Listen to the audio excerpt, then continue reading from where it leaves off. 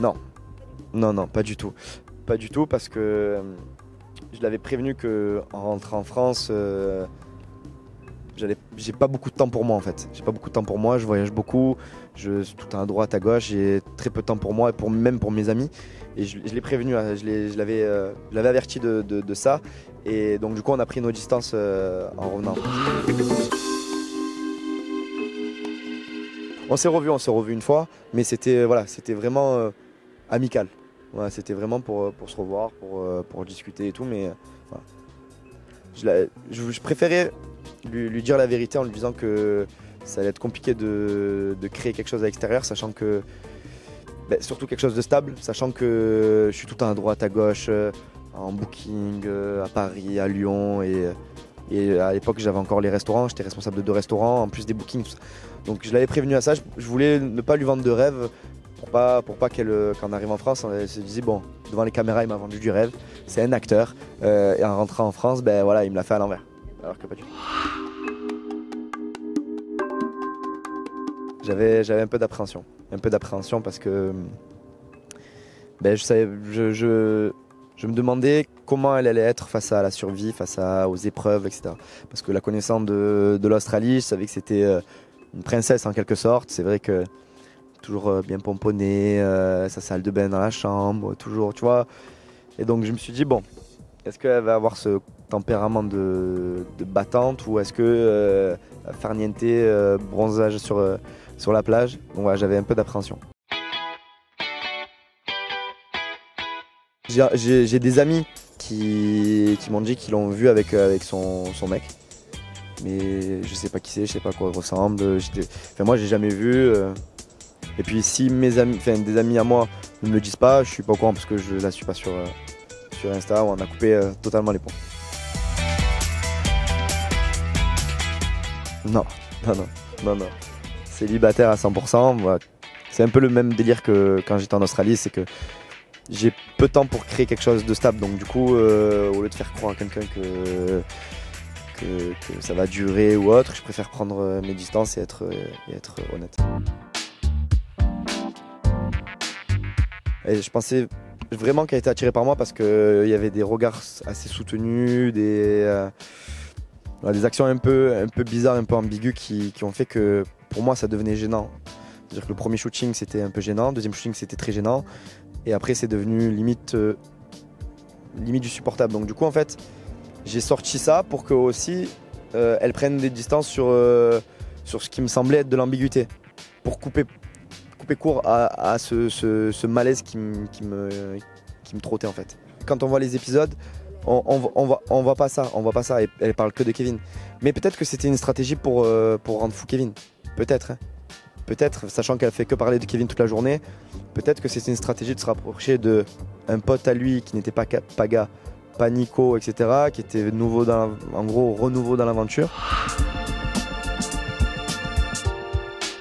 Ouais, je savais que ça allait créer, parce que je savais qu'elle allait nier, je savais qu'elle allait me faire passer pour un menteur. Et puis, moi en fait, c'était aussi pour que ça cesse, pour que ça devenait gênant et j'étais pas le seul à le penser quand j'ai sorti ça. Paga a dit oui, j'ai vu.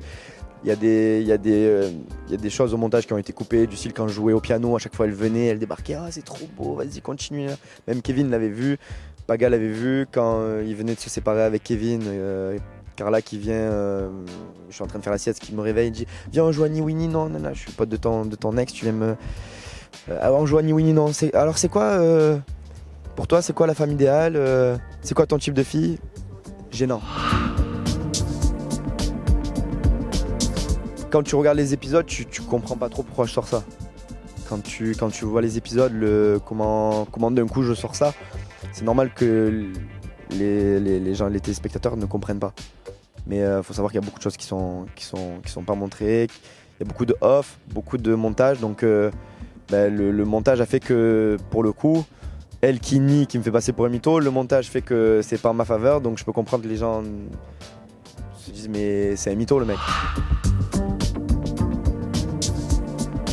S'il n'y avait pas eu peut-être toute cette histoire avec Kevin, oui, ça aurait été une fille qui m'aurait attiré. Après au niveau du caractère, c'est vrai que elle est dure à gérer. C'est vrai que c'est une petite princesse et beaucoup de manières, mais c'est une très jolie fille. Et c'est l'une des plus jolies des Marseillais, on va se le dire. Mais toute l'histoire avec Kevin, etc., je m'en éloigne. Oui, même mieux parce que quand j'avais fait les Marseillais à Rio, j'étais arrivé en cours de route, donc c'était un peu compliqué pour moi de prendre le train en route. Et ouais, vraiment mieux que ce que je pouvais imaginer. Je peux comprendre parce que c'est vrai que leur relation, elle est malsaine. Elle est malsaine dans le sens où, en fait, ce qui se passe, c'est qu'on s'en prend à Kevin, mais le problème, c'est que Carla lui pardonne tout. Si Carla, dès les premières disputes, ne lui avait pas pardonné tout ça, ben, on n'en serait pas là, en fait. Le manque de crédibilité de ces personnages, c'est qu'en fait, les gens prennent parti pour Carla, la défendent, insultent, injurent Kevin sur les réseaux sociaux, pour qu'au final, Carla lui pardonne 10 minutes après. Donc en fait, ça perd tout son sens, parce que, voilà, on parle d'harcèlement, etc., mais derrière, elle lui pardonne. Donc c'est compliqué. Et puis, les personnes qui font ces démarches-là de convoquer le CSA, etc., les personnes qui signalent ce comportement, c'est les premiers à nous insulter sur les réseaux sociaux. Ça passe pas. Tu peux pas la monopoliser sans la vouloir. Faut faire un jeu. Et donc c'est pour ça qu'on a essayé de lui ouvrir les yeux. Il peut pas avoir sa liberté et d'un côté Carla avoir l'emprise sur Carla. Donc il fallait qu'il fasse un choix et on s'est tous mis derrière lui pour lui ouvrir les yeux.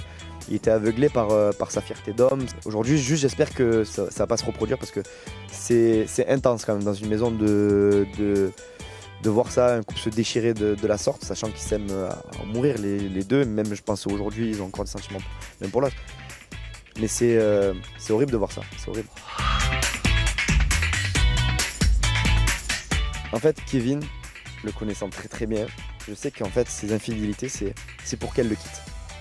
Il fait exprès pour qu'elle le quitte, parce que lui il n'a pas la force, de la quitter.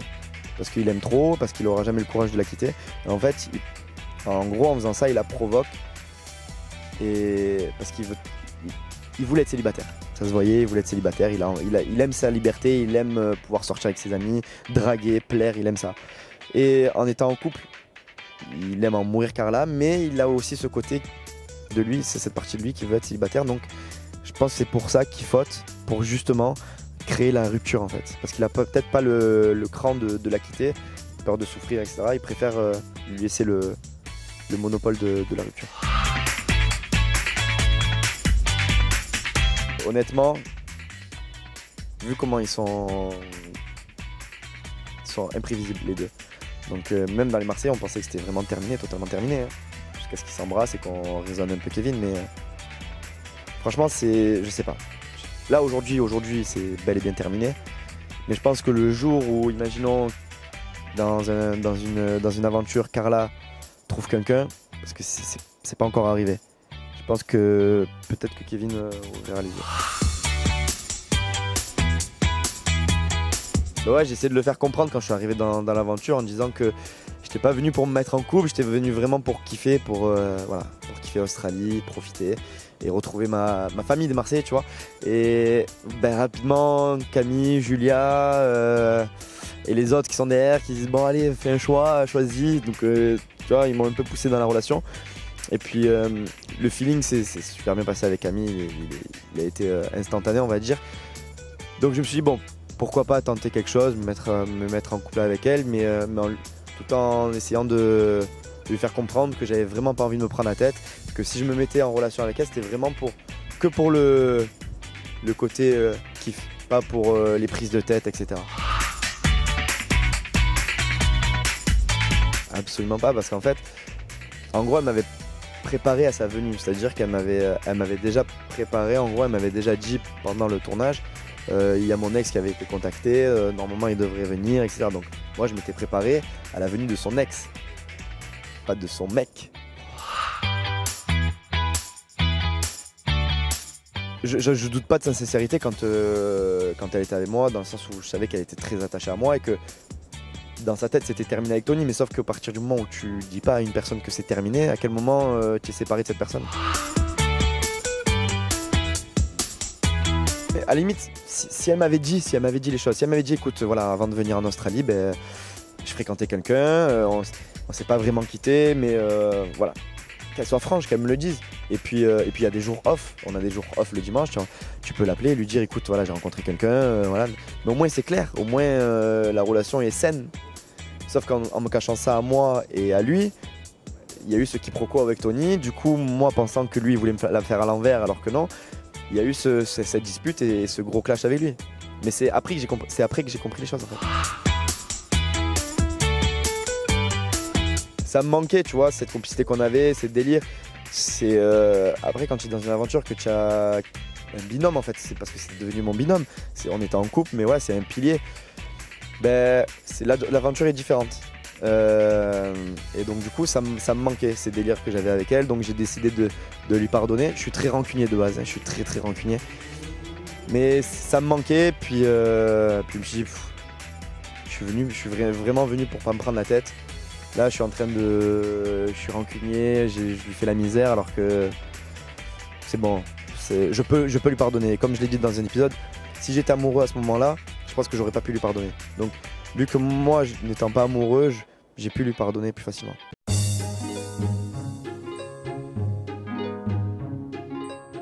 J'espère. On est en contact permanent avec la production, on se parle très souvent. Je pense y participer, oui.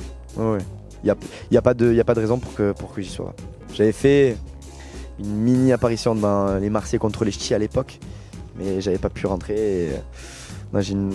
J'aimerais bien parce que j'aime bien il y a les épreuves, il y a tout ça et je kiffe.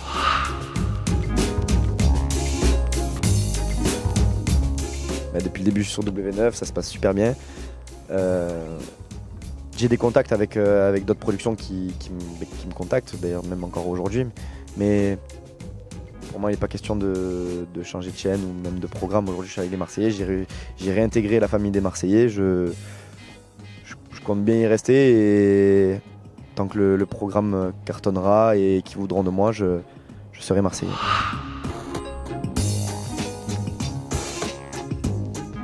Regarde, aujourd'hui, Manon est enceinte.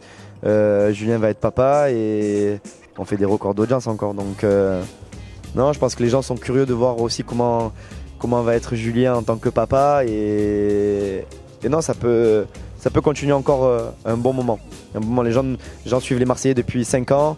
Ils ont vu grandir les Marseillais, Paga, Julien et je pense qu'ils sont pas encore lassés de ça. Non, aujourd'hui on a coupé les ponts. Il était question qu'on parte. Quand j'ai fait le casting pour Moundir, quand on m'a appelé pour Moundir, ça se jouait entre Camille et Mélanie. Donc voilà. Mais aujourd'hui plus de contact avec Mélanie. Ah oui, la page de Mélanie était totalement tournée. Faut se dire quand même qu'entre les Princes et les Marseillais, les Princes sont terminés en début août. Donc j'ai eu août, septembre, octobre. J'ai eu 4 mois pour tourner la page. Donc voilà. Ma démarche n'avait rien à voir en fait. Quand tu vas dans les Princes de l'amour, c'est vraiment pour trouver l'amour, pour trouver quelqu'un, pour repartir avec quelqu'un. Donc voilà, je m'étais formaté à trouver l'amour, donc j'étais déterminé. Et donc avec Mélanie, ça s'est bien fini parce que j'étais venu pour trouver ça. Dans les Marseillais, je suis vraiment venu en mode kiff. Donc j'avais pas envie de m'attacher, pas envie de subir, tu vois, les contraintes du couple, en fait, tout simplement. Ça a dû être compliqué pour elle parce que vu la façon dont elle était dans sa façon d'être dans Les Princes, j'espère qu'elle a trouvé un nouveau Benji. Dans le sens où en fait j'étais là, même quand on n'était pas en couple, j'étais là pour elle, pour qu'elle souffre, pour essayer de la réconforter, de la driver, de lui dire qu'il faudrait que tu sois un peu plus ouverte, t'as tes prétendants, tu es venu pour ça. Donc j'espère qu'elle a trouvé un nouveau Benji, sans parler de couple. Je sais pas, après, la différence c'est qu'il y a une coach love, donc peut-être qu'elle a pu faire un travail sur Mélanie qui était différent sur les princes, tu vois. Donc peut-être qu'elle est plus allée pour se soigner en quelque sorte avec la coach love que trouver l'amour. Je pense que la démarche était peut-être celle-ci. Après, j'ai eu des échos, j'ai parlé avec des amis à moi comme Virgile, etc., qui m'ont dit que ouais, c'était un peu compliqué pour elle. Marine, je la kiffais. Je la kiffais parce que elle avait. En fait, je me voyais plus en couple avec une Marine qu'avec une Mélanie. C'est ça c'est paradoxal parce que Mélanie, elle m'attirait. C'était une espèce de coup de foudre, tu vois, c'est fusionnel. Et alors que Marine, je savais que son comportement, son attitude et son tempérament me correspondaient plus. Mais sauf que avec Marine, avec Mélanie, c'était plus fort que nous. C'était comme des aimants. Et je savais que ça allait pas durer avec Mélanie. Je savais que c'était comme un amour de vacances, on va dire. Tu vois, une petite histoire de colonie de vacances et tu sais qu'en rentrant chez toi, ça va être différent. Alors qu'avec Marine, je savais que ça pouvait fonctionner, ça pouvait marcher. Et c'est pour ça qu'à la fin des Princes, j'étais vraiment... c'était horrible de devoir faire un choix entre Marine et Mélanie. Et Mélanie, au début, elle pensait pas que Marine pouvait prendre le dessus. Et quand elle a vu que vraiment j'hésitais, Mélanie était pas bien. Elle était vraiment pas bien. Il y a eu une phase un peu spéciale avec Marine où on s'est vu sur Marseille. Après, on s'est vu chez elle. On s'est fréquenté pendant quoi, peut-être un mois et demi. On s'est séparés un peu malgré nous, on va dire. Voilà. Il y a eu pas une affaire de famille, mais sa sœur déjà ne m'acceptait pas par rapport à ce qui s'était passé dans Les Princes. Ouais, elle avait un peu de mal je pense qu'elle a mal digéré un peu cette histoire qu'il y a eu dans Les Princes. Puis mon meilleur ami s'est embrouillé avec Océane. Bref, Océane, voilà, c'était très compliqué avec elle. Voilà.